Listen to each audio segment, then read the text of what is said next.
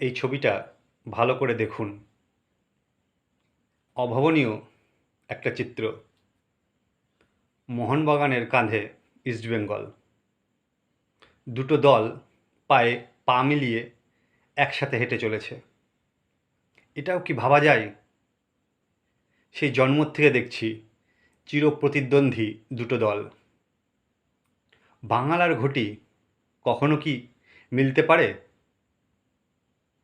না, পারে না। ইলিশ আর চিংড়ি কখনো কি একসাথে যায়? না, যায় না। তবে এই দুটো দল কি করে একসাথে হাঁটছে এ তো ভাবা যায় না। মোহনবাগান আর ইস্টবেঙ্গলের খেলা মানে রই রই ভাব, একে অপরকে মেরে নাক ফাটিয়ে দিচ্ছে, মানে এক অদ্ভুত উত্তেজনা। এই চিরপ্রতিদ্বন্দ্বী দুটো দল, মানে ভাবা যায় না একসাথে কীভাবে পথ হাঁটছে। এটাও সম্ভব। কেন সম্ভব বলুন তো? কারণ তাদের চাওয়া একটাই, জাস্টিস, ন্যায় বিচার।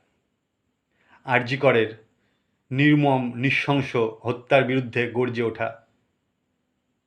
এই দুটি দলের কাছ থেকে আমাদের রাজনৈতিক নেতাদের অনেক কিছু শেখার আছে।